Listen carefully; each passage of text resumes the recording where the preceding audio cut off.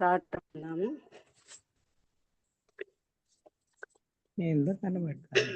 బలపరచు దేవుడు కాబట్టి ఆయన గురించి పాట పాడుతున్నాను.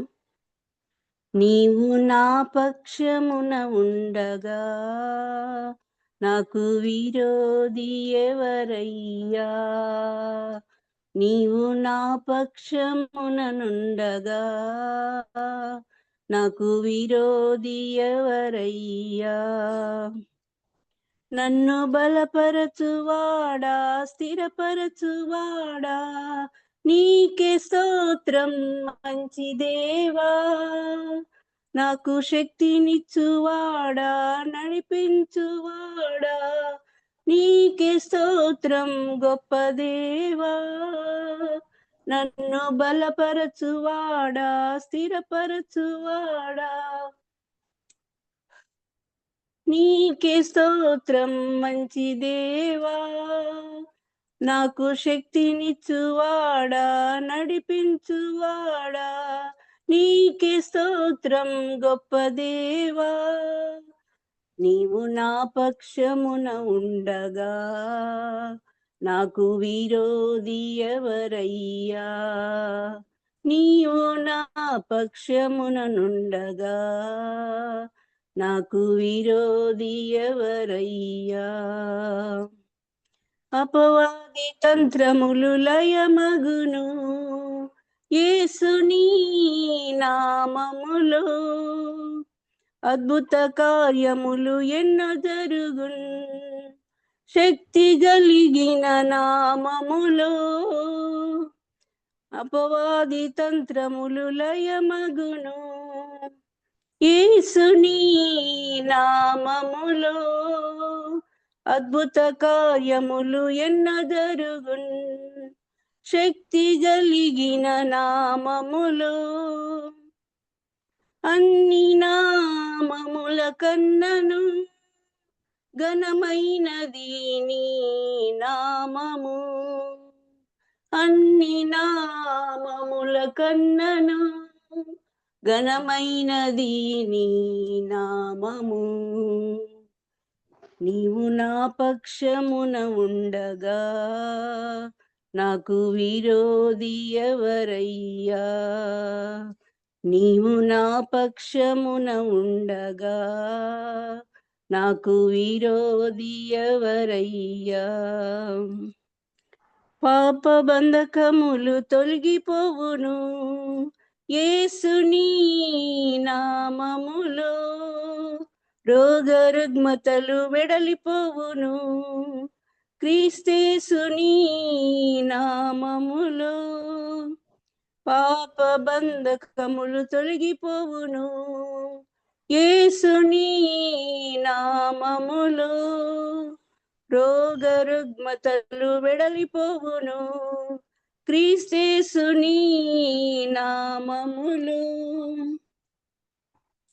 అన్ని నామముల కన్నను కొనియాడదగినది నీ నామము, అన్ని నామముల కన్నను కొనియాడదగినది నీ నామము, నీవు నా పక్షమున ఉండగా నాకు విరోధి ఎవరయ్యా, నీవు నా పక్షమున ఉండగా నాకు విరోధి ఎవరయ్యా, నన్ను బలపరచువాడా స్థిరపరచువాడా నీకే స్తోత్రం మంచి దేవా, నాకు శక్తినిచ్చువాడా నడిపించువాడా నీకే స్తోత్రం గొప్ప దేవా, నీకే స్తోత్రం గొప్ప దేవా, నీవు నా పక్షమున ఉండగా నాకు విరోధి ఎవరయ్యా, నీవు నా పక్షమున నుండగా నాకు విరోధి ఎవరయ్యా. దేవుడికి స్తోత్రం. హల్లెలూయా. నాకు గొంతు బాగలేదు ఈరోజు. ఇప్పుడు మనకు వాక్యం వినిపిస్తారు.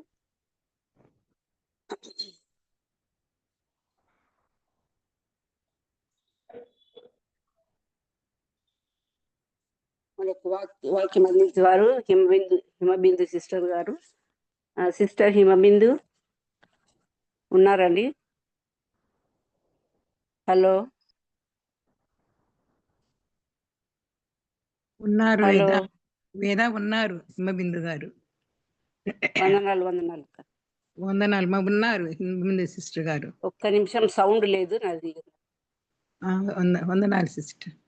చెప్పండి. ఉన్నారు కదా? హలో హలో హిమబిందు, ప్రమీలక్క మీ వాయిస్ వినపడడం లేదు.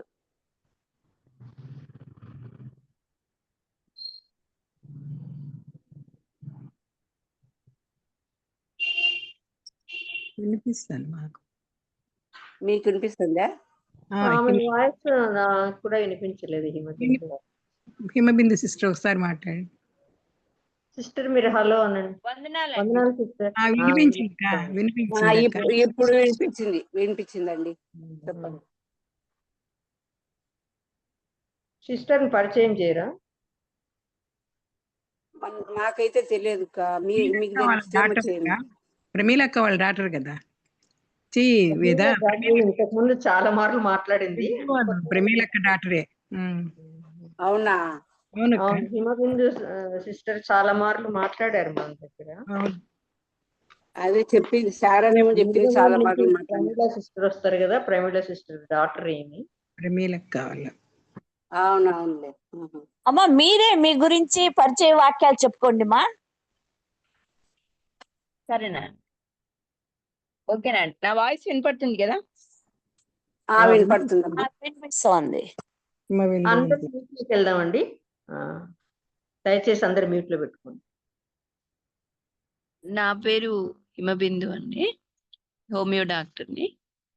అయితే దేవుని పిలుపు ప్రకారంగా దేవుని పరిచయం చేస్తాను. తర్వాత నా పేరు హెప్సిబా బ్యూలాగా కూడా మార్చబడింది దేవుని మందిరంలో. ప్రస్తుతం నేను వెస్ట్ గోదావరి ఏరియాలో ఉంటున్నాను. అంటే కొన్ని రోజులకి ఇలా వచ్చాను. యాక్చువల్గా మేము ఉండేది ఒరిస్సా, భువనేశ్వర్లో ఉంటాం. బ్రదర్ అక్కడ ఇన్కమ్ ట్యాక్స్లో వర్క్ చేస్తారు. నేను హౌస్ వైఫ్. ఇట్లా జూమ్ మీటింగ్స్లో మామూలుగా గ్రూప్స్ నడిపిస్తూ ఉంటాను. దేవుని పని అలాగా స్త్రీల మధ్యలో కూడా అక్కడక్కడ. నాకు 2 పిల్లలు. పెద్ద బాబు బెంగళూరులో జాబ్ చేస్తూ ఉన్నాడు. చిన్న బాబు కాంపిటేటివ్ ఎగ్జామ్స్ కోసం సిద్ధపడతాడు.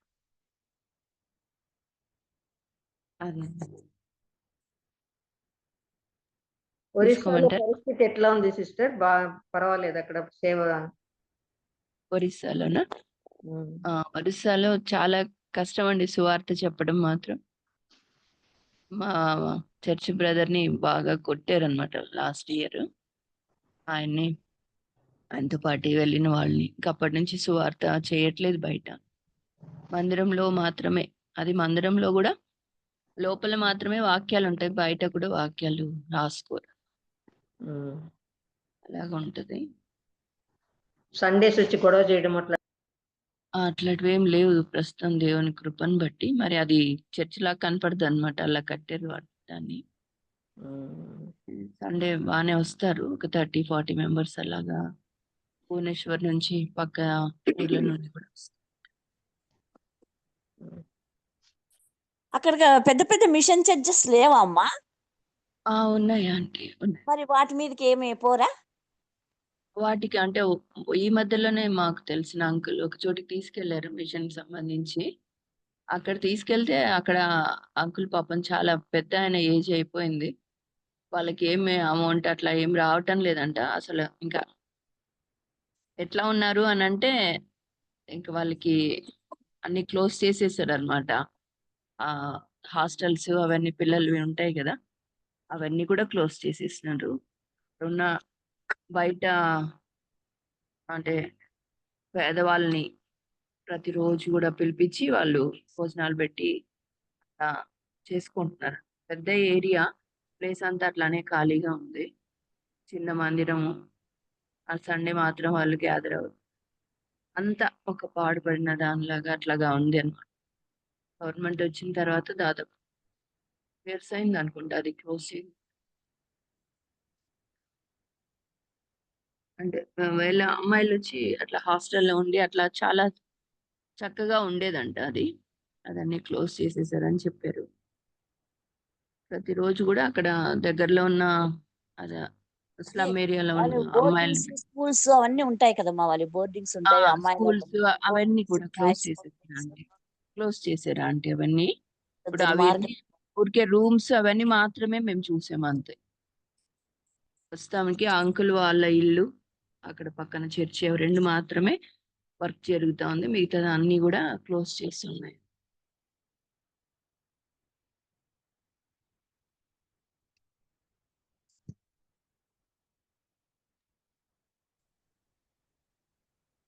సరేనా అండి, వాక్యం చూసుకుందామా? చెప్పండి.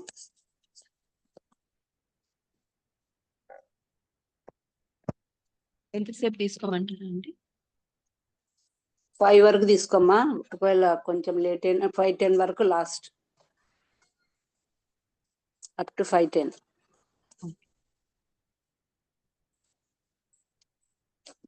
ప్రార్థన చేసుకున్నాము. మోకరించగలిగిన వాళ్ళు.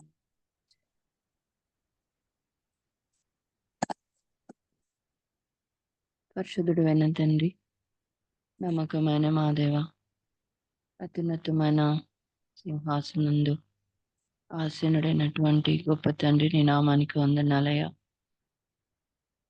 ఈ యొక్క అధికమైన కృపను బట్టి ఈ రీతిగా నీ ప్రజలతో నేను సమకూర్చబడ్డానికి కృపనిచ్చినందుకు కృతజ్ఞతలు నాయన. వాతావరణం వెస్ట్ గోదావరి ప్రాంతంలో మాత్రం బాగలేదు, అయినప్పటికీ సిగ్నల్స్ అనుగ్రహించినారు. నీ ప్రజలతో నేను ఏకమవునట్లు కృపనిచ్చినారు. వందనాలు ప్రభా. మీరు మాకు ఇచ్చిన రక్షణను బట్టి హృదయపూర్వకంగా వందనాలు. ఈ లోకం నుంచి మమ్మల్ని ప్రత్యేకపరిచినాం నాయన. ఈ సొత్తుగా స్వకీయ సంపాద్యంగా మమ్మల్ని చేసుకున్నాం.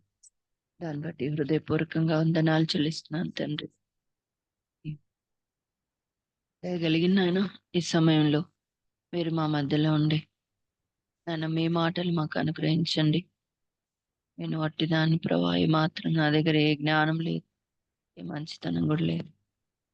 ఈ పరిశుద్ధ లేఖనాన్ని ఉచ్చరించడానికి రాదు, యథార్థంగా ఒప్పుకుంటున్నాను. నన్ను క్షమించినాను. నా ప్రాణాత్మది స్వాధీనపరచుకో. నాలో మీరుండి మీ ప్రజల అక్కర తీర్చు, నా అక్కర కూడా తీర్చు. చేరువచ్చిన ప్రతి సహోదరుని బట్టి హృదయపూర్వకంగా ప్రేమగల నాయన. ప్రతి ఒక్కరి వ్యక్తిగత కుటుంబ సంఘ జీవితాలు ఎరిగింది, మా రాష్ట్ర జీవితాలు ఎరిగింది దేవుడు. మేము ఎక్కడెక్కడ తప్పిపోయినాము, ఎక్కడెక్కడ నష్టపోయినాము, ఎక్కడ సరిచేయబడాలి ఇవన్నీ దేవా మీరే మీ యొక్క లేఖను బాగా మనం సంధించండి. మీ స్వారూప్యంలోనికి మేము రాగలిగి మమ్మల్ని మలచండి, సరిచేయండి నాయన. మీ యొక్క అధికారం క్రిందకి సంపూర్ణంగా వస్తుంది. మీరు ఎలాంటి విధంగా మమ్మల్ని మలిచినా మేము మలచబడ్డానికి సిద్ధంగా ఉన్నాం తండ్రి. మమ్మల్ని అంగీకరించి మాతో ప్రభావ మీ స్వరాన్నే వినపరిచి ప్రతి ఒక్క బిడ్డను దర్శించండి. పరిశుద్ధ ఆత్మదేవి మీ ఆత్మకార్యం జరిగించు. శత్రు కార్యములను తినేలుగా లయపరచు. ప్రతి గర్వాన్ని అణిచివేయండి, అహంకారాన్ని కూలదొరయండి. నీ యొక్క అధికారం ఇక్కడ వచ్చి నీ ఉద్దేశం నెరవేర్చు. అయోగ్యురాలని నాకు ఇచ్చిన ఈ అవకాశం పెట్టి ఆయన నమ్మకమైన సమయంలో మేమందరం కూడా ఏకీభవించి మరొక విషయాన్ని పాసనకి తుఫాను తాకిడి వల్ల నాయన మేమైతే క్షేమంగా ఉన్నాం, కానీ ఆయన ప్రజలు ఎంతో ఇబ్బందులు గురి అవుతారు. దయతో జ్ఞాపకం చేసుకుంటాం ప్రభా, వారికి క్షేమం దయచేయండి. వాతావరణాన్ని మీరు అదుపు చేయండి ప్రభా. ఈ యొక్క తుఫాను మీరు ఆపండి. దాన్ని గవర్నమెంట్ ఎంత హెచ్చరిక చేయండి, దాన్ని ఆఫ్ చేయగలిగింది అండి ప్రభా. దాన్ని ఉన్నది లేనట్టుగా చేయగల శక్తి మాకు దయచూపండి ప్రభా. ఇప్పటికే ఆయా ప్రాంతంలో ఎవరో ఈ ప్రమాదాలు చిక్కున్నారు, వారందరినీ కూడా విడిపించి సరైన సహకారం వారికి అందునట్లు కృప చూపించి ప్రార్థిస్తున్నాను. దయగల తండ్రి, నీ ప్రజల్ని ఆ రీతిగా ఆయా చోట్ల కూడా మీరు వాడుకోవాల్సిందిగా ప్రార్థిస్తున్నాను. అటుకు ఈ యొక్క సమయం మాకు ఇచ్చినారు, మాకైతే క్షేమం ఇచ్చినారు, మేలిచ్చి మా సమయాన్ని మేము సద్వినియోగపరచుకున్నాం. మీ యొక్క స్వరం విని మేము కూడా సరిచేయబడి ప్రభా అనేకుల కొరకు ఉపయోగపడే పాత్రలుగా మమ్మల్ని మలుచుకోమని ప్రతిమలు భయపడుతున్నందుకు అడిగి ఊహించిన దానికంటే కూడా అత్యధికంగా చేస్తున్నాం. హృదయమార కృతజ్ఞతలు చెల్లించుకోండి. యేసయ్య ఘనమైన నామంలో ప్రార్థిస్తున్నాను తండ్రి. ఆమేన్. ఆమేన్. ఆమేన్.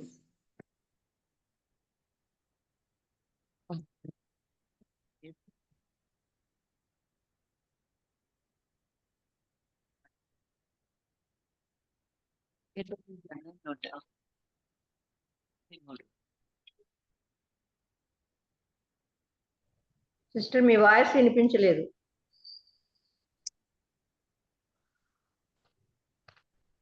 ప్రేయర్ చేసినప్పుడు ఆ, ఆ, ఇప్పుడు? ఇప్పుడు వినిపిస్తుంది. ఇందాక వినిపించలేదు. మ్యూట్ లో అయితే లేదు కానీ. కీర్తన గ్రంథము వాక్యం చూసుకుందాం. కీర్తన గ్రంథము 133 మొదటి వచనం చూద్దాం. సహోదరులు ఐక్యత కలిగి నివసించుట ఎంత మేలు, ఎంత మనోహరం. సహోదరులు ఐక్యత కలిగి నివసించుట ఎంత మేలు, ఎంత మనోహరం. ఈ మాట దేవుడు మనతో మాట్లాడుతూ ఉన్నాడు.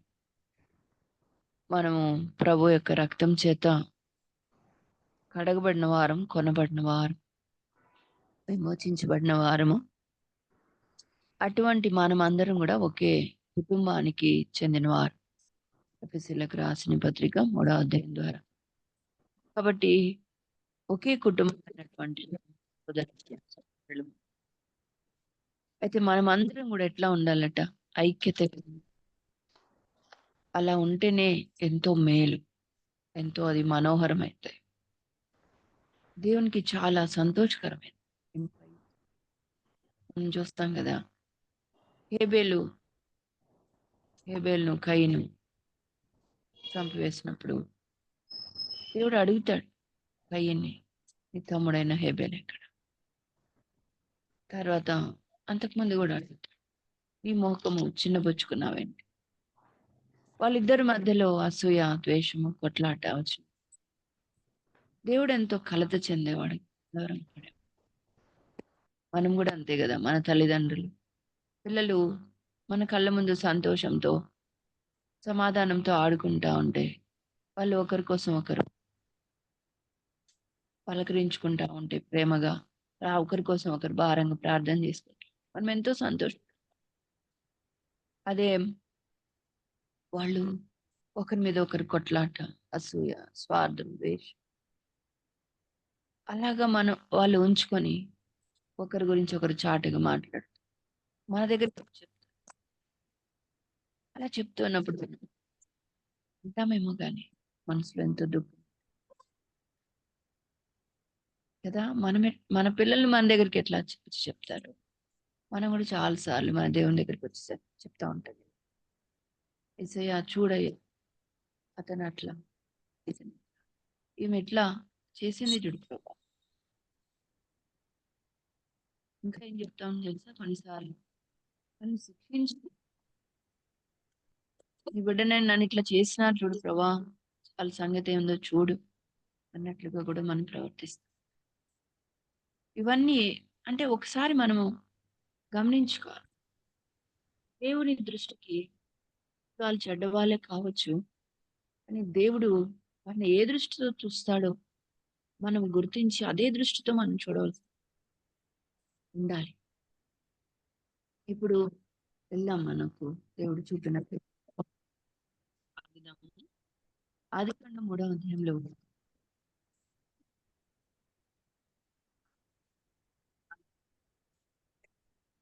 మనకు తెలుసు కదా, మొట్టమొదటి అర్పణ కయ్యనే దేవుడికి ఇచ్చాడు. కానీ దేవుడు కయ్యను అర్పణ అంగీకరించలేదు, కానీ హేబేలు అర్పణను ఆయన లక్ష్య పెట్టినాడు. 5వ వచనంలో చూస్తే కయ్యను అతని అర్పణను ఆయన లక్ష్య పెట్టలేదు. కాబట్టి కయ్యనుకి మిక్కిలి కోపం వచ్చి అతడు తన ముఖము చిన్నబుచ్చుకున్నాడు. అలాగా మార్చుకున్నాడు కయ్యను, తన అర్పణ లక్ష్య పెట్టలేదు. అయితే ఎందుకు లక్ష్య పెట్టలేదు అన్న సంగతి గ్రహించి, నా సహోదరుడు అయితే లక్ష్య పెట్టినావు, నాదెందుకు లక్ష్య పెట్టావు? ఆ కోపం ఎక్కడికి పోయిందంటే సహోదరుని మీదకి వెళ్ళిపోయింది. సహోదరుడు అంటే అక్కడ ఒక చోట రాయబడుతుంది, కయ్యను ఎందుకు హేబెల్ మీద అట్లా ఉన్నాడంటే, కయ్యను తన యొక్క క్రియలు చెడ్డవి కనుక, తన క్రియలు చెడ్డవి తన సహోదరుని మీద రివెంజ్ చేసి. అనేక సార్లు ఇవి మన కుటుంబాల్లో ఏమి మందిరాలని కనబడు. అయితే కయ్యను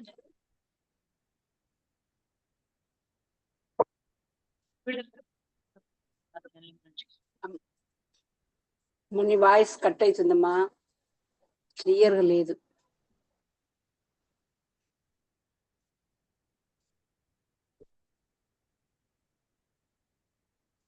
అంటే ఇక్కడ వాతావరణం వర్షం వస్తుంది. ఎలా ఉంది?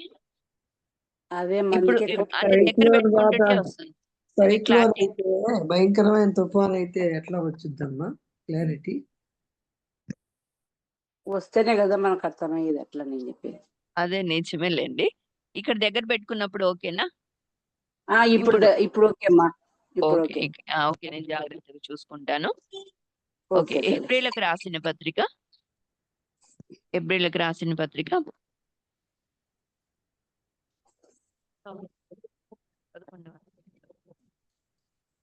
దేవుడు కయ్యను అర్పణను లక్ష్య పెట్టలేదంటే 4వ వచనం, విశ్వాసమును బట్టి హేబేలు కయ్యను కంటే శ్రేష్టమైన బలి దేవునికి అర్పించెను.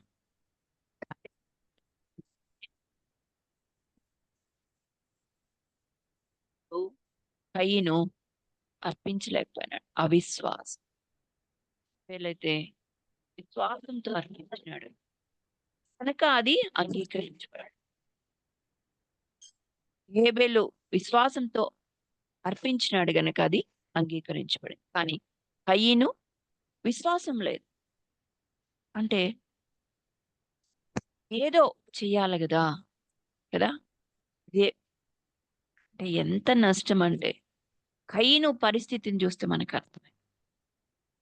ఇలాంటిది దేవుడు అంగీకరించడమా? మన జీవితంలో గ్రహించాల సంగతి.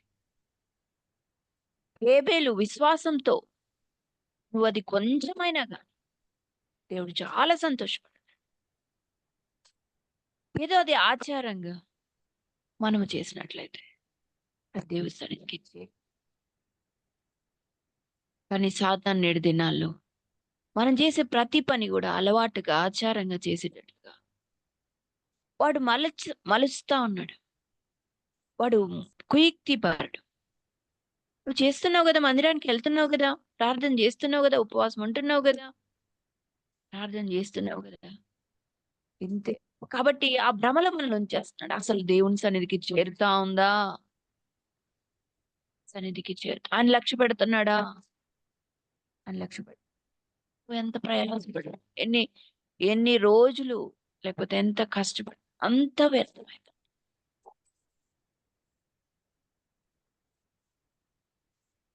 ప్రభునందును విశ్వాసం కలిగి చూడండి అమ్మా, దేవుడు అతని అర్పణను గురించి లక్ష్యం సాక్ష్యం ఇచ్చినప్పుడు అతడు ఆ విశ్వాసం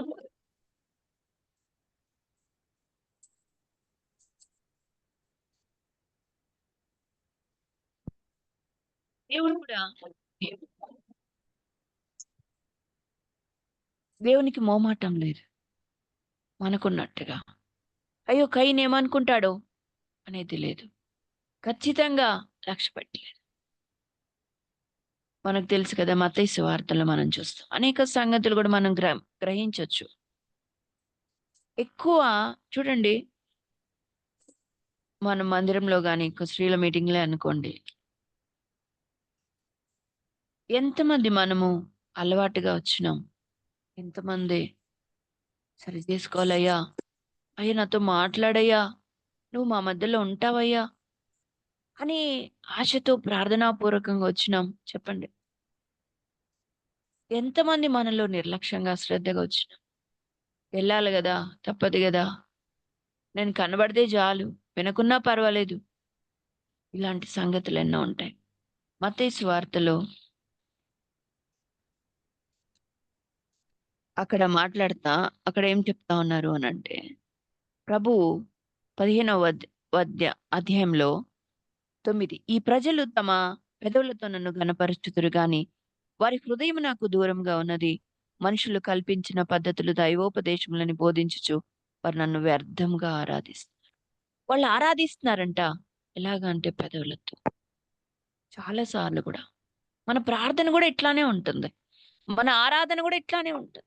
కొంతమంది అయితే స్తుతుల బుక్ కొనుక్కుంటారు, యేసు ప్రభు యొక్క నామంలో ఎన్నో రాసి వాళ్ళు అవి 1000 స్తుతులు అంటారు, అది పట్టుకొని దాన్ని ఉచ్చరిస్తా ఉంటారు. అది నీ హృదయం అందులో ఉండకుండా నీ పెదవులతో నువ్వు ఎంత స్తుతిస్తే ఏమి లాభం? ఎంత అధ్వానం అండి అసలు. దాని మీనింగ్ కూడా మనం అర్థం చేసుకోలేని అజ్ఞానులంగా గుడ్డివారుగా సాతాను చేసాడు తెలుసా. సాతాను మనని గుడ్డివారుగా ఉంచాడు. ఏది నువ్వు అనుభవిస్తున్నావో ఆ అనుభవంలో నుంచి ఆరాధన రావాలి, పుస్తకంలో నుంచి కాదు ఆరాధన రావాల్సింది, ఈ హృదయ అంతరంగంలో నుంచి రావాలి. అది ప్రభు అంగీకరిస్తాడు. చాలాసార్లు అంటారు కదా, అన్యులు మంత్రాలు చెప్పిస్తారు కానీ వాళ్ళకి దాని మీనింగ్ ఏమో తెలియదు, నిజంగా వాళ్ళకి తెలియదు. వాళ్ళకు కూడా అలవాటు పద్యంలాగా నేర్చుకుని ఉంటారు, అది ఉచ్చరిస్తారంటే దాని మీనింగ్ తెలియదు అసలు. కొంతమంది అట్లాగా అక్కడి నుంచే వచ్చి దేవుణ్ణి నమ్మిన వారు దాని మీనింగ్ చెప్తా ఉంటారు. మనం కూడా అనేక సార్లు పరలోక ప్రార్థన ఏమి ఇవన్నీ ఎట్లా ఉంటది అనంటే విశ్వాసంతో కాదు, అలవాటు. అది చెప్తే భక్తి, ఆదివారాలకు భక్తి మనకు కదా. ఆదివారం ఎంత భక్తో, సోమవారం ఉందా ఆ భక్తి, ఆ పరిశుద్ధత ఉందా? ఇందాక అనుకున్నాం కదా, వ్యక్తిగత జీవితం ఎట్లా ఉంటుంది? నిజంగా నువ్వు దేవుని నమ్మితే వ్యక్తిగతంగా నువ్వు దేవునికి భయపడేదానివేనా? విశ్వాసం అంటే, దేవుడు విశ్వాసి అంటే ఏంటి? అదృశ్యం అనేది ఉన్నదన్నటకు రుజువే విశ్వాసం కదా.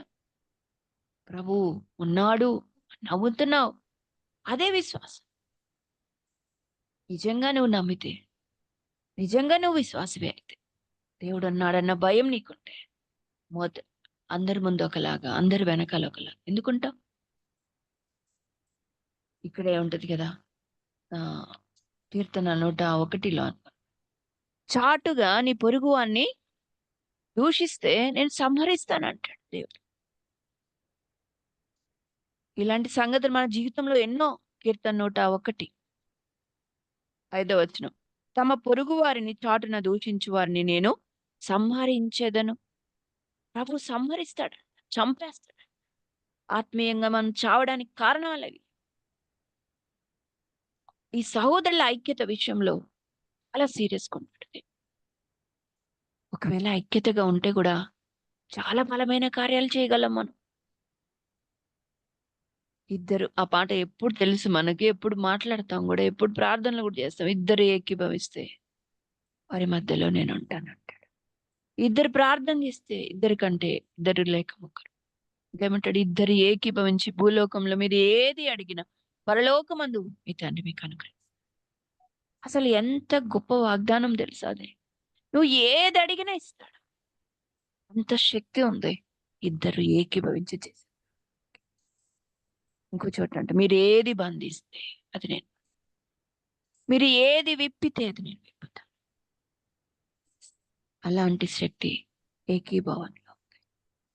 మనము ఒకరితో ఒకరికి మాటల ద్వారా చాలా తీయటి మాటలు మాట్లాడతాం, చాటుగా ఎంతో ద్వేషిస్తాం, ఎంతో అసహించుకుంటాం, ఎంతో తృణీకరిస్తాం, మనమే గొప్పగా ఫీల్ అవుతాం.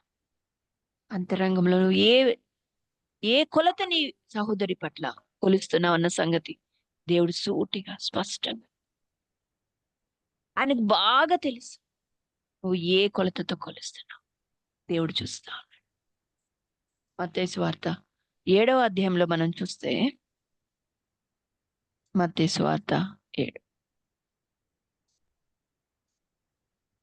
2వ వచనం, మీరు తీర్పు చొప్పుననే మిమ్మును గూర్చియు తీర్పు తీర్చబడను, మీరు కొలుచు కొలత చొప్పుననే మీకును కొలవబడను. అది మీరు ఏ కొలతతో కొలిస్తే ఆ కొలత. అలాగా మనం వేషధారుల వలె బయటికి ఒకలాగా లోపలికి ఒకలా. నిజంగా దేవుడు ఉన్నాడని నీకు నమ్మితే ఎట్లా ఉంటావు? ఎట్లా ఉంటావంటే, సామెతల గ్రంథం 28:14 ఏమని చెప్తా ఉంది అంటే, నిత్యము భయము కలిగి ప్రవర్తించువాడు ధన్యుడు, హృదయమును కఠినపరుచుకుని వాడు కీడులో పడతాడు. ఎలా ఉండాలంట మనము? నిత్యం భయం కలిగి. నిజంగా నువ్వు ఆ దేవుని నమ్మితే, ఆ దేవుడు ఉన్నాడని అంటే, నువ్వు ఆయన నీ చుట్టూ ఉన్నాడు, నీ సంగతులని లిఖిస్తా ఉన్నాడు, ఆయన నువ్వు చూస్తా ఉన్నాడు. ఎబ్రీయులకు రాసిన పత్రిక 4వ అధ్యాయంలో ఉంటది కదా,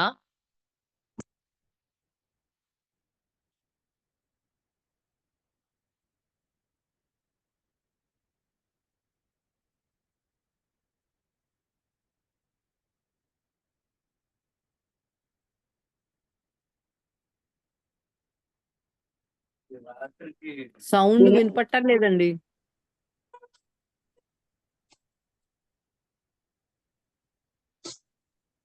క్లైమేట్ మూలాన రావట్లేదమ్మా, దయచేసి అడ్జస్ట్ అయిపోండి.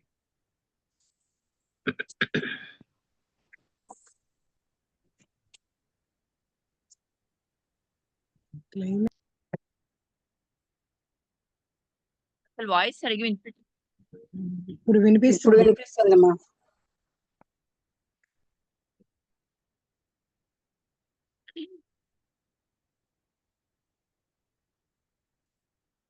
Hello sister. హలో, ఇప్పుడు వినిపిస్తుందమ్మా.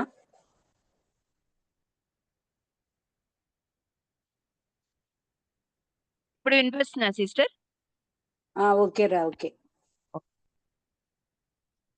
సామెతల గ్రంథం 14వ వచనంలో మనం చూస్తే, నిత్యము భయము కలిగి ప్రవర్తించువాడు ధన్యుడు, హృదయంను కఠినపరచుకుని వాడు కీడులో పడతాడు.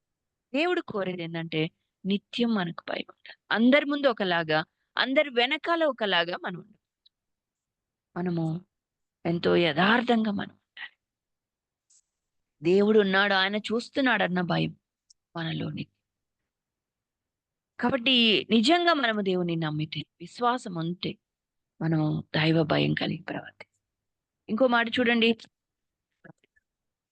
వీళ్ళు కాదు, 1 యోహాను పత్రిక 3వ అధ్యాయం, 1 యోహాను 3వ, ఇక్కడ చెప్పబడుతుంది అంటే, చిన్న పిల్లలారా, మాటతోను నాలుకతోను కాక క్రియతోను సత్యతోను దేవుడే చెప్తాను. మనము ఇలాగ మాటతో నాలుకతో అంటే చాలా చక్కగా ప్రేరిస్తాం కదా, అంటే ప్రేమపూర్వకమైన మాటలు చాలా చక్కగా మాట్లాడతాం, ఎన్నో మాట్లాడతాం. రూపకంగా వచ్చేసరికి నీ ప్రేమ ఎట్లా ఉంది? మనం ఇక్కడ యాకోబు పత్రికలో ఒక మాట రాస్తాడు చూడండి. ఒక అతనంట దిగంబరి అయి ఉన్నాడు. అతని దగ్గరికి వచ్చి, చూడండి 14వ వచనం, 2వ అధ్యాయం 14వ వచనం, నా సహోదరులారా, క్రియలు లేనప్పుడు ఎవడైనను తనకు విశ్వాసము కలదని చెప్పిన యెడల ఏమి ప్రయోజనము? అట్టి విశ్వాసం అతని రక్షింపగలదా? సహోదరుడైనను సహోదరి అయినను దిగంబరులై ఆనాటికి భోజనము లేక ఉన్నప్పుడు మీలో ఎవడైనను శరీరమునకు కావలసిన వాటిని ఇయ్యక సమాధానముగా వెల్లుడి, చలి కాచుకొనుడి, తృప్తి పొందుడని చెప్పిన ఎడల ఏమి ప్రయోజనము చెప్పండమ్మా. వారి అక్కర తీర్చగల స్తోమత నీ దగ్గర ఉన్నప్పుడు అవన్నీ తీర్చకుండా మీకు దేవుడు సాయం చేయనుగాక ఇంకెన్ని మాటలు మాట్లాడితే ఏం లాభం? చూడండి, అలాగే క్రియలు, అలాగే విశ్వాసము క్రియలు లేనిదైతే అది ఒంటిగా ఉండి మృతమైనదగును. చూడండి, మీలో ఎవడైనను శరీరమునకు కావలసిన వాటిని ఇయ్యక వాళ్ళు ఎన్నోసార్లు మన దగ్గరకు వస్తా ఉంటారు. వాళ్ళకి తీయని మాటలు చెప్పి పంపిస్తామే గాని క్రియారూపకంగా మన ప్రేమను కనపరచలేకపోతాం. అనేక సార్లు దేవుడు కూడా మనం ప్రేరేపిస్తా ఉంటాడు. ఫలానాది నీ ఇంట్లో వేస్ట్ ఉంది కదా ఇవ్వు, ఎక్స్ట్రాగా ఉంది కదా ఇవ్వు, లేకపోతే నీ ధనంలోది ఇవ్వు, నీ తిండిలోది ఇవ్వు. ఎన్నోసార్లు చెప్తుంటే కూడా దేవుని ఆత్మను అణిచేస్తాడు. తిమోతి రాసిన పత్రికలో ఉంటది, మనకు ధనమును ధారాళంగా ఆయన దయచేస్తాడు, సుఖంగా మనం జీవించటం కొరకు అని రాయబడింది. అంతేకాదు, మన ధనము ఇతరులతో పాలు పంచుకోవాలి. ఇతరులతో, మన కొరకై మనం జీవించడానికి కాదు మన ధనం, దాని కొరకు మనకి ఇతరులతో కూడా వాళ్ళు షేర్ చేసుకోవాలి. అది దేవుడిచ్చిన ఆజ్ఞ. మనం 10% దేవునికి ఇవ్వడం అంత మాత్రమే ఆగిపోతాం. వాక్యం ఏం చెప్తా ఉంది? 1 తిమోతి 6వ అధ్యాయం 19వ వచనంలో చివర్లో చదువుతాం, తమ ధనములో ఇతరులకు పాలిచ్చు వారునై ఉండవలనని వారికి ఆజ్ఞాపించు. చూసారా, తమ ధనముతో ఇతరులకు ఏమి ఇవ్వాలి? షేర్ ఇవ్వాలి, ఖచ్చితంగా ఇవ్వాలి. ఇప్పుడు అట్లా చేస్తే నువ్వు విశ్వాసివి ఏమా, లేకపోతే నువ్వు క్రియల వల్ల విశ్వాసం మాటలు మాట్లాడితే ఏం లాభం? అదే కదా మనం మాట్లాడుతాం అక్కడ. ఏమండి, మాటల్లో చాలా ఉంటది మనకు ప్రేమ, మాటతోనూ నోటితోనూ కాక క్రియతోనూ సత్యముతోనూ మనం ప్రేమిస్తాము.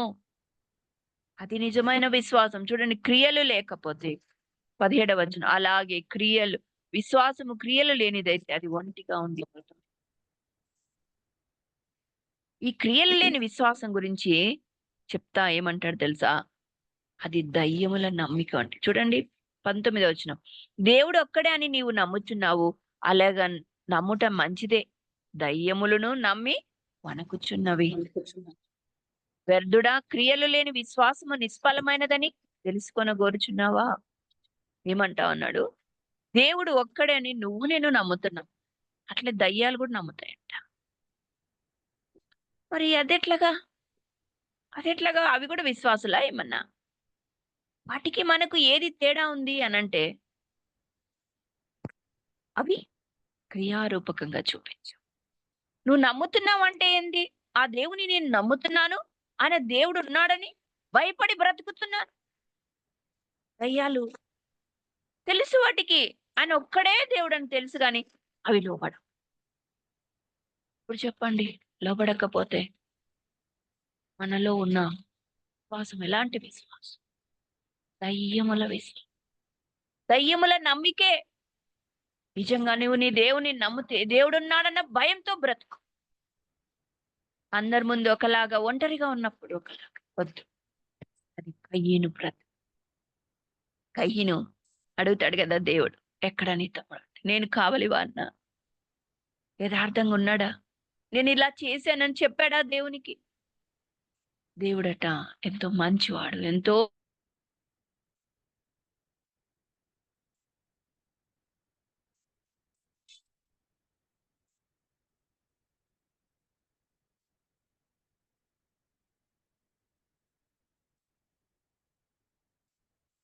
సిస్టర్ మళ్ళీ వినపడడం లేదు మా వాయిస్.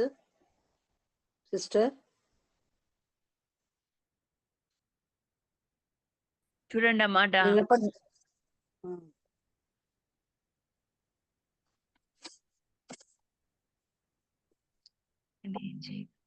హలో ఇప్పుడు వినపడుతుందమ్మా.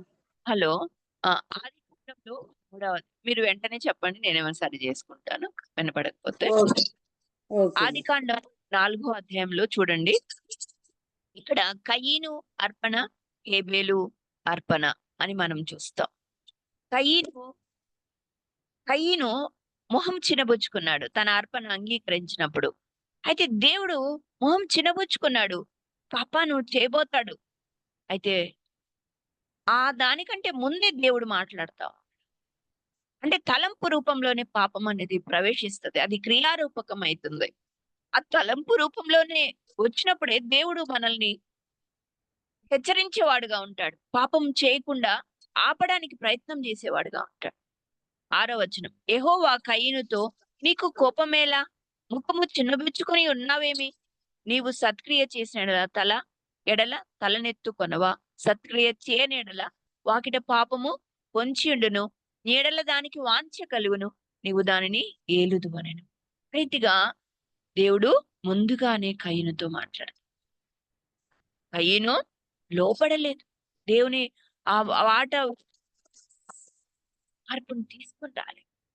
కాబట్టి ఇప్పుడు కయీను కఠినంగా ఉన్నాడు, ఖచ్చితంగా రివెంజ్ తీసుకోవాలని ఆ యొక్క కోపం ఏం చేసి తమ్ముడి మీదకి తిరిగింది.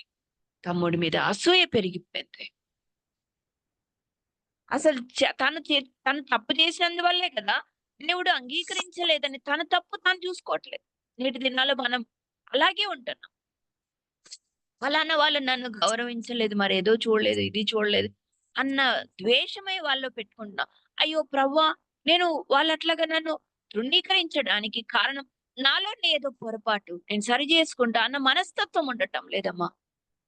అందువల్లనే కయ్యను స్వభావం మనలో ప్రవేశిస్తాం. దానివల్ల కయ్యనికి వచ్చిన నష్టము, శాపం మన జీవితంలో, మన కుటుంబాల్లో కూడా వచ్చేస్తాం. చిన్నది ఇందాక అందుకే చూసాం కదా సహోదరం, దాని మీద ఎంత ఇంపార్టెన్స్ ఇస్తాడంటే దేవుడు, దాంట్లో తప్పిపోతే కూడా అంత నష్టానికి మనం. కయ్యను ఆ సహోదర ప్రేమను చూపలేక ఎంతో నష్టానికి పోతాం, ఎంతో నష్టాన్ని తను దిగజారిపోతున్నాడు. తను అనుకుంటున్నాడు ఏదో సంపాదించుకుంటున్నాడు. తన తమ్ముని చంపితే వచ్చింది శాపమే వచ్చింది. కానీ చాలాసార్లు మన జీవితంలో అవమానం వచ్చినా, లేకపోతే మన సహోదరుల విషయంలో మనం ఏదైనా తేడా జరిగినప్పుడు మనము అసూయపడద్దు. మనకంటే వాళ్ళు హెచ్చినప్పుడు మన కళ్ళ ముందు వాళ్ళు గ్రేట్ గా లేకపోతే హెచ్చించబడినప్పుడు అసూయపడద్దు. ఒకవేళ నీకు అవమానం వచ్చినా కూడా అసూయపడద్దు. అవమానము దేనికి వస్తుందంట, ఒక చోట మాట ఉంది చూడండి, 119 కదా, మీకు తెలిసే ఉంటది. 119వ కీర్తన,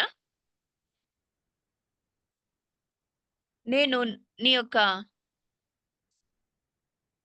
6వ వచనం, నీ ఆజ్ఞలన్నిటిని నేను లక్ష్యము చేయనప్పుడు నాకు అవమానము కలుగనేరదు.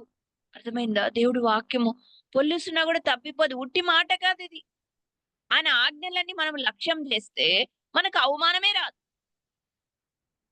ఆయన ఆజ్ఞలను మనము లక్ష్యము చేయునప్పుడు నాకు అవమానం కలుగనేరదు.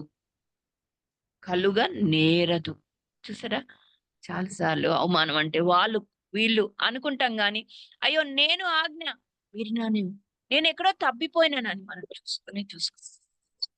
కయ్యను కూడా అలా చూసుకోలేదు. దేవుడు హెచ్చరిస్తున్నాడు, దాన్ని వినలేదు. ఏదో పరిగెత్తుతున్నాడు, శాపం కొరకు పరిగెత్తుతున్నాడు. దేవుడు గర్దించినప్పుడు, హెచ్చరించినప్పుడు లోబడాలి. దేవుడికి తెలుసు ఆ తలంపు చిన్నబుచ్చుకోవడం తర్వాత నెక్స్ట్ స్టెప్ తెలుసు కనుకనే దేవుడు వచ్చినాడు, కయ్యను దగ్గరకు వచ్చినాడు. కయ్యను ఏమాత్రం ప్రభువుని లక్ష్య పెట్టలేదు, లోబడలేదు. దేవుడు కూడా మనతో అనేక సార్లు మన యొక్క ఇలాంటి గర్వపు స్థితి, ఇలాంటి చెడ్డ తలంపులు వచ్చినప్పుడు సరిచేయాలని వాక్యం ద్వారా ఏదో ఒక రకంగా మనల్ని హెచ్చరిస్తా ఉంటాడు, గర్దిస్తుంటాడు. లోబడు. దేవుడు ఏదో చెప్తా ఉన్నాడు, నేను తప్పిపోతున్నాను అన్న సంగతి ఎరగాల మనం. ఎవరోలే ఏదో మాట్లాడుతున్నారని కానీ కాదు.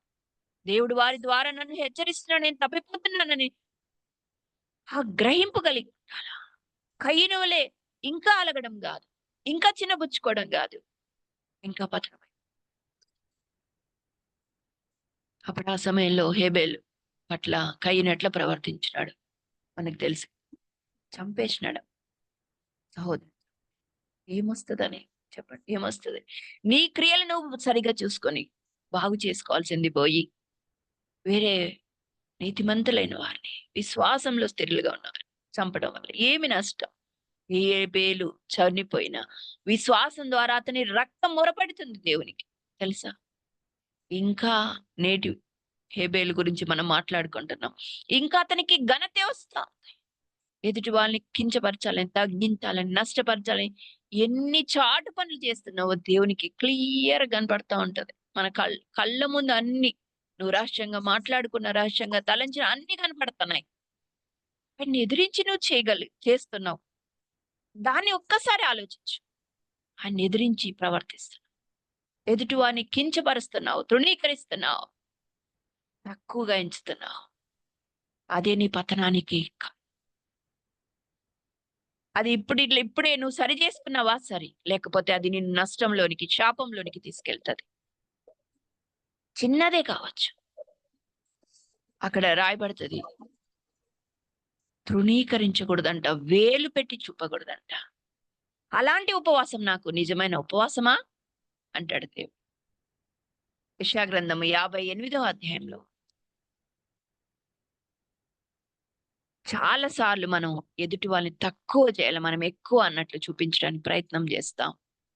58 యెషయా గ్రంథము 9వ వచనం. అప్పుడు నీవు పిలువగా యెహోవా ఉత్తరం ఇచ్చును, నీవు మొరపెట్టుగా ఆయన నేనున్నానన్ను. ఇతరులను బాధించుటయు, వేలు పెట్టి చూపి తిరస్కరించుటయు, చెడదానిని బట్టి మాటలాడుటయు నీవు మాని. అలాంటివన్నీ మానినప్పుడు దేవునికి ఎంతో సంతోషమైతుంది. నువ్వు ఇతరులను తృణీకరిస్తూ ప్రవర్తిస్తున్నప్పుడు అది దేవునికి ఇష్టమైన ఉపవాసం కాదు అని అంగీకరించడు. ఇతరులను తృణీకరి, తక్కువగా ఎంచొద్దు. రోమిలకు రాసిన పత్రిక 12వ అధ్యాయం. ఇక్కడ ఏమని రాయబడుతుంది? మన సహోదరుని ఎట్లా చూసుకోవాలి మనము అనంటే 10వ వచనం చివరి లైన్, ఘనత విషయంలో ఒకరినొకడు గొప్పగా, మనం గొప్పగా ఎంచుకోవడం కాదు, ఎదుటివారు మనకంటే గనులు అని గనపరచాలి. ఇలాగే ఫిలిప్పీలకు రాసిన పత్రిక 2వ అధ్యాయం 3వ వచనంలో ఏమని రాయబడి చివర్లో, ఒకనినొకడు తనకంటే యోగ్యుడని ఎంచుచు. ఒకనినొకడు తనకంటే మనకంటే ఇతరుల విశ్వాసం యోగ్యులని ఎంచుకో. వాళ్ళు తక్కువ వయసే కావచ్చు, తక్కువ ఎక్స్పీరియన్సే కావచ్చు, తక్కువ పరిచర్య చేసి ఉండొచ్చు, కానీ వాళ్ళు మనకంటే వాళ్ళ సంగతి నీకు తెలీదు. రేపొద్దున పరలోక రాజ్యం వెళ్ళినప్పుడు తెలుస్తుంది నువ్వు ఏ స్థానంలో ఉంటావు, వాళ్ళే స్థానం. ఎప్పటికీ కూడా మనము తక్కువ, ఇతరులు ఎక్కువ అన్న సంగతి మనం గ్రహించినప్పుడు కయ్యని వల్లే ప్రవర్తించము. భయం, వణుకు మనకుంటుంది. మనం తక్కువ అన్నప్పుడు ఎదుటి వాళ్ళతో ఎదురెదురు కూడా మనం మాట్లాడలేము, తిరుగుబాటు చేయలేము. మనం తక్కువ అన్న సంగతి మనం ఎరిగినట్లే, మనం అల్పులు అన్న సంగతి మనం ఎరిగినట్లే. ఎదుటి వాళ్ళని తృణీకరించాలి. గర్వమే ఎదుటి వాడిని తృణీకరించేటట్లు. ఆ రీతిగా కయ్యను ఎంతో నష్టపోతున్నాడు. తాను అట్లా చేసినాడు. పోనీ ఇప్పుడైనా ఒప్పుకొని, పలానా నేను తప్పు చేసినానయ్యా, ఇదిగో నా తమ్ముని చంపినాను, నన్ను క్షమించు అని అడుగుతాడేమో అని మళ్ళీ దేవుడు ప్రత్యక్షమే. మళ్ళీ దేవుడు అడుగుతాడు, ఎక్కడ నీతో? ఇప్పుడైనా నిజం చెప్తాడు. దేవుడు యథార్థత కోరుతాడమ్మా, పశ్చాత్తాపం కోరుతాడమ్మా. నువ్వు ఆ పశ్చాత్తాప పడకుండా నీ ఇష్టానుసారంగా నువ్వు బ్రతుకుతున్నప్పుడు ఏమి చేయలేడు, ఏమి చేయలేడు. కయీను దేశ దిమ్మరైపోయినాడు, శాపగ్రస్తుడైపోయినాడు.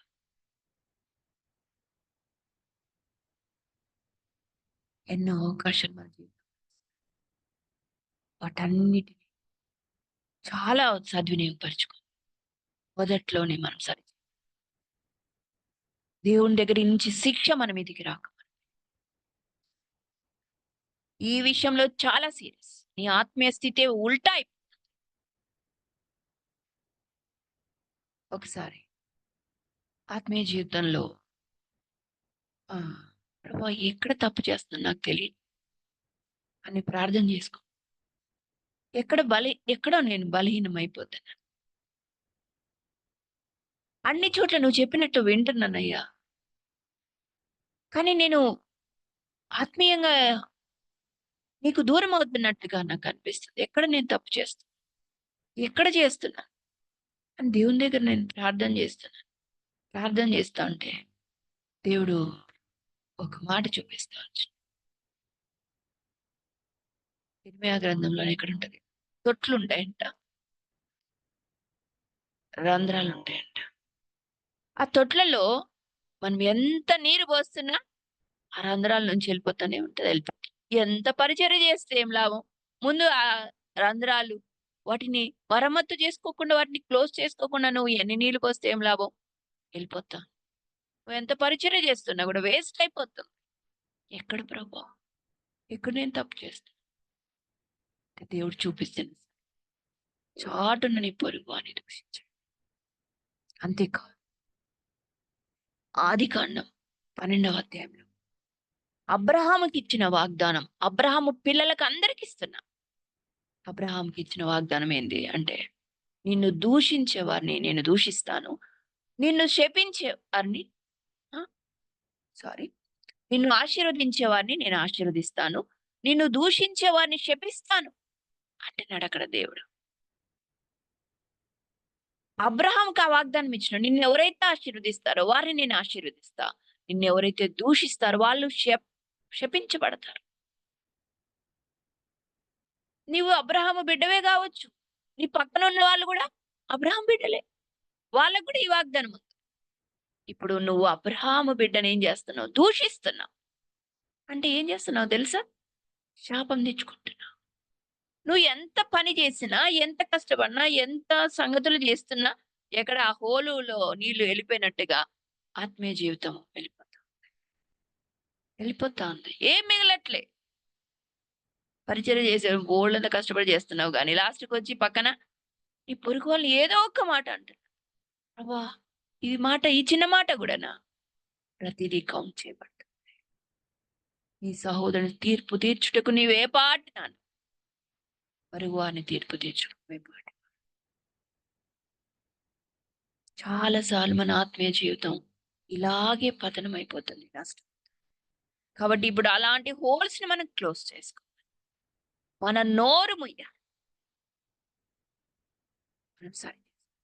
అప్పుడే మన ఆత్మీయ జీవితం అంతకంత నీ సహోదరి పట్ల ప్రేమ కలిగి, ఏదో నువ్వు అనకూడదు కదా, తీర్పు తీర్చకూడదు అని నోరు మూసుకోండి, అంతవరకే కాదు, నీ అంతరంగంలో ఈవెన్ ద్వేషం కూడా ఉండడానికి. ద్వేషం కూడా కదా, హెబ్రీలకు రాసిన పత్రిక 3వ అధ్యాయంలో ఆ మాట చూస్తూ, ఒకవేళ నువ్వు ద్వేషిస్తే నువ్వు నరహంతకురాలువే. మొదటి యోహాను పత్రిక 3వ అధ్యాయంలో 15వ వచనం, తన సహోదరుని ద్వేషించువాడు నరహంతకుడు, ఏ నరహంతకుని యందును నిత్య జీవము ఉండదని ఎరుగుదురు. నిత్య జీవమే, నిత్య జీవం అంటే ఎవరు? మన ప్రభువే. ఆయన నివసించలేడు నువ్వు ఇతరులను ద్వేషిస్తూ ఉంటే. మనకు తెలుసు కదా, మత్తయి సువార్తలో రాయబడుతుంది, నీ సహోదరుని నువ్వు హృదయపూర్వకంగా క్షమించని ఎడల నేను కూడా నిన్ను క్షమించాను. ఈ సహోదరుని నువ్వు హృదయపూర్వకంగా క్షమిస్తే నేను నిన్ను క్షమిస్తాను. అంతే, దానికి ఏం తిరుగులేదు. ఇంకా నువ్వు వేరే ఇంకేమైనా లంచం ఇస్తా ప్రవ్వా, లేకపోతే నీకు ఆ పని చేసి పెడతా, ఈ పని చేస్తా, నన్ను క్షమించంటే కుదరదు.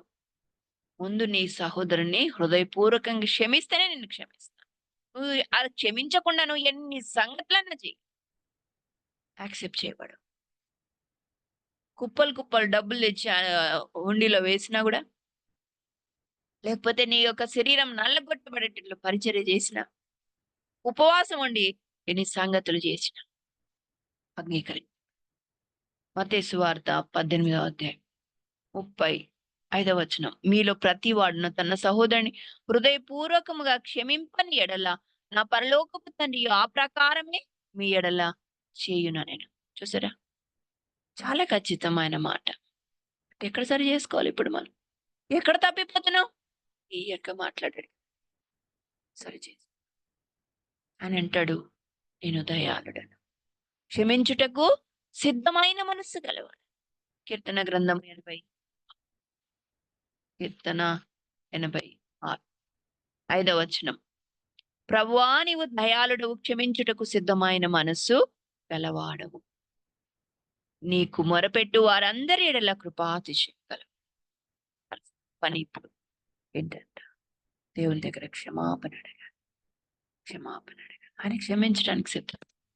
అందుకే మాట, ఏ సహోదరి పట్ల నీకు ద్వేషం, అసూయ ఉంది, స్వార్థం ఉంది, నీవు సరి చేసుకోకుండా వారి మీద అనేక మాటలు మాట్లాడుతున్నావు కదూ, ఇవన్నీ ప్రభుకు వినబడుతున్నాయి తల్లి. ప్రభు నీ మీద కోప్పడలేక, తీర్పు తీర్చలేక ఈ మాటలు నీ దగ్గర తీసుకొచ్చి సరి చేసుకుంటే ఆ తీర్పు రాకుండా ఆపుదామని ఉన్నాడు. విలాప వాక్యాల్లో ఒక మాట ఉంటుంది కదా, ఆయన హృదయపూర్వకంగా ఎవరికి కీడు గాని విచారం గాని కలగచేయడు. తప్పదు అన్నప్పుడే ఆయన మనకు బాధ గాని విచారం గాని కలిగజేస్తాడు. కాబట్టి మనం జాగ్రత్త పడదాం. ఇప్పుడే ప్రభు దగ్గర యథార్థంగా ఒప్పుకుందాం. అందరి ముందు ఉన్నా పర్లేదు. ఇప్పుడే మనము మళ్ళీ వేషధారిగా ప్రవర్తించకూడదు, యథార్థంగా ప్రవర్తించాలి. యథార్థంగా మన తప్పు మనం ఒప్పుకో. ప్రభువా నేను తప్పు చేస్తున్నాను, క్షమించు. మేము తప్పు చేసినాం. ఒకరే ప్రార్థన చేస్తారు కదా, వాక్యానుసారమైన ప్రార్థన చేసేవాళ్ళు ఒకరు చేసినా కూడా వ్యక్తిగతంగా మనం చేసుకోవాలి. యథార్థంగా వాక్యానికి అప్పగించుకొని క్షమాపణ అడగాలి, సరి చేసుకోవాలి. ఈ సమయంలో మేమందరం అని కూడా చివర్లో మా అందరినీ కూడా క్షమించాయి. ఏక మనసుతో అడుగుతున్నాం. ఇక ముందు ఎక్కడెక్కడ తప్పిపోయినామో నాయన మేము సరి చేసుకోవడానికి నువ్వే మాకు క్షమించుటకు సిద్ధమైన మనసు గలవాడా. ఇంకా ఈ గ్రూప్ నుంచి మేము బయటికి వెళ్తున్నామంటే ఇంకా ఈ పాపములన్నీ క్షమించబడ్డాయి, ఇక జ్ఞాపకానికి అన్నట్లుగా మమ్మల్ని శుద్ధులుగా చేయతండి. తిరిగి ఆ పాపం మేము రిపీట్ చేయకుండా కూడా సాధించి కుక్క తన వాంతికి తిరిగినట్లు తిరగని నీవెట్లా సిల్వలేవు తండ్రి, వీరేమి చేయించున్నారు, వీరెరుగరు, వీరిని క్షమించని. శత్రువులుగా మేము ప్రవర్తిస్తున్నాం, మమ్మల్ని క్షమించినావు. మేము కూడా మా సహోదరులు అట్లా ప్రవర్తించినా కూడా మేము క్షమించే మనసు క్రీస్తు యేసు కలిగిన ఆ మనస్సు దయచేయండి. ఈ లోకంలో మేము మిమ్మల్ని కనపరచుటకు మీరు మాకు సహాయం చేయండి ప్రభువా. దేవుని మనం అడిగినప్పుడు దేవుడు మనకు సహాయం చేసేవాడుగా ఉంటాడు. ఆ ప్రార్థన కొరకు దేవుడు వేచి ఉన్నాడు. ఆ ప్రభు కూడా మన ఎడల అట్టి ప్రేమను మాదిరిగా చూపించినాడు. ఆయన వైపు చూస్తూ ఆయన వైపు అడుగుజాళ్ళు మనం నడుద్దాం. ఈ లోకాన్ని మనలో దేవుని చూపిద్దాం, ఈ లోకానికి చూపిద్దాం, మనలో ప్రభుని చూపిద్దాం. ఒక చోట ఇక్కడే 1 యోహానులో ఉంటుంది కదా, ఎవరు ఎన్నడూ దేవుని చూడండి, అయితే మీలో నిలిచి ఉంటాడంట. మీరు ఆయన ఆజ్ఞలు పాటిస్తే ఆయన మీలో నిలిచి ఉంటాడు అని రాస్తాడు. అంటే ఏమని అర్థం? ఈ లోకానికి మీరు దేవుని చూపించండి, మీలో ప్రభుని పెట్టుకోండి. ఆ నిత్య జీవమైన యేసు ప్రభు మనలో నిలిచి ఉండాలంటే మనం మన సహోదరులను ద్వేషించకుండా ప్రేమించినలా ఆ దేవుడు మనలో నిలిచి ఉంటాడు. అప్పుడు మనము మన జీవితం ద్వారా ప్రభుని అనేకులకు కనపరచవచ్చు. ఒకటి నేటి దినాల్లో సువార్త ఎంత కష్టంగా ఉంది కదా. నిజంగా ఒకసారి అనుకుంటాను ప్రార్థన చేసినప్పుడు, ఎందుకయ్యా సువార్త నీ అనుమతి లేకుండా ఇదంతా జరగదు, ఎందుకు ఆపేవు, ఎందుకు అని ప్రార్థన చేస్తున్నప్పుడు దేవుడు ఒక తలంపించి, ఎందుకు తెలుసా, జీవితం సరిచేసుకోకుండా సువార్తలు ప్రకటిస్తున్నారు. నేను వారిలో కనపడాలి, వారే ఒక పత్రికకు ఉండాలి. వారి జీవితంలో లేకుండా నోటితో సువార్తలు. మీరు లోకమునకు వెలుగై ఉన్నారు. వారి జీవితంలో వారు వెలుగుగా కనపడాలి. ఆ వెలుగును ఏ చీకటి ఆపలేదమ్మా, ఏ చీకటి ఆపలేదు. నువ్వు సాక్ష్య జీవితం కలిగి జీవిస్తున్నప్పుడు, వెలుగుగా జీవిస్తున్నప్పుడు ఎవ్వరు నిన్ను ఆపలేదు. ఏ చీకటి నీ వెలుగుకు అడ్డు రాలేదు. కనుక మన జీవితాల ద్వారా నేటి సువార్త జరగాలని దేవుడు ఆ రీతిగా దేవుడికి మనం సమర్పించు.